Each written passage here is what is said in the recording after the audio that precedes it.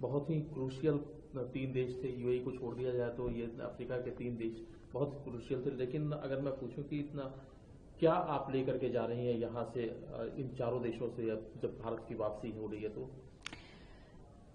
आदरणीय प्रधानमंत्री श्री नरेंद्र मोदी जी के कुशल नेतृत्व में हमारी आर्म्ड फोर्सेस ने ऑपरेशन सिंदूर में जो सफलता पाई, उसके बाद भारत ने एक बहुत ही स्पष्ट नीति आतंकवाद के खिलाफ जाहिर करी है। और वो ये है कि टेरर और टॉक्स एक साथ नहीं चल सकते, ट्रेड और टेरर एक साथ नहीं चल सकते, लहू और खून एक साथ नहीं बहेगा। लेकिन क्योंकि भारत हमेशा वसुधैव कुटुंबकम यानी पूरे के पूरे विश्व को एक फैमिली मानता है, एक परिवार मानता है और विश्व मित्र की भूमिका निभाता है, इसीलिए ये पहचाना गया कि टेररिज्म एक रीजनल प्रॉब्लम नहीं है, ये एक ग्लोबल प्रॉब्लम है।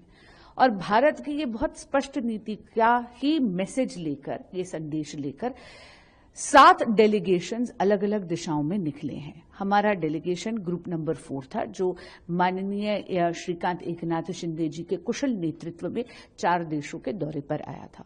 लेकिन ये टूर नहीं था, ये उद्घोष था भारत के सुदृढ़ संकल्प का। और यूएई सबसे पहला देश था जिसने पहलगाम में जो बारबैरिक अटैक हुआ था उसको कंडेम करा था, कड़ी निंदा करी थी। उन्होंने एक बहुत ही अच्छे दोस्त की भूमिका निभाते हुए हमारे इस आगाज में हुंकार हमारे साथ भरी। उसके बाद हम लोग वेस्ट अफ्रीका आए, जहां पर सिएरा लियोन और डीआर कांगो आज ही चुनाव में खड़े हो रहे हैं यूएनएससी के नॉन परमानेंट मेंबर बनने के लिए। कल 3 जून तक मुझे पूरा विश्वास है कि ये दोनों देश नॉन परमानेंट मेंबर यूएनएससी के बन जाएंगे। सिएरा लियोन अभी नॉन परमानेंट मेंबर यूएनएससी का है। यानी ये तीनों देश जो वेस्ट अफ्रीका के हैं, ये न केवल भारत के पुराने मित्र हैं, हमारे बहुत अच्छे बायलैटरल रिलेशनशिप है इन तीनों देशों के साथ, बल्कि ये बहुत ही महत्वपूर्ण भूमिका निभा रहे हैं वैश्विक पटल पर। और हम यहां पर इनकी यही प्रभाव की शक्ति का आवाहन करने के लिए आए थे। मुझे बहुत खुशी है ये कहते हुए कि हमारा डिप्लोमैटिक मिशन बहुत ही सक्सेसफुल रहा है, सफल रहा है। सिएरा लियोन और लाइबेरिया के तो पार्लियामेंट में आपने देखा कि मौन रखा गया पहलगाम के विक्टिम्स की मेमोरी में, और डीआर कांगो ने भी बहुत कड़े और बहुत अच्छे शब्दों में ये कहा है कि हमारे ग्लोबल वॉर अगेंस्ट टेररिज्म में वो हमारे साथ खड़े हैं। मुझे बहुत ही खुशी है ये कहते हुए कि 140 करोड़ भारतीयों का जो संकल्प है आतंकवाद के खिलाफ, उसका आगाज, उसका उद्घोष अब पूरे विश्व में हो रहा है। मैम, जब आपको के साथ जाना है और यूएई, उसके बाद डीआर कांगो, सिएरा लियोन और लाइबेरिया, इन देशों की यात्रा करनी है, तो क्या आपको उस समय में उम्मीद थी कि इस तरह का रिस्पांस इन देशों से भी मिलने वाला है? कुछ ऐसी उम्मीद थी?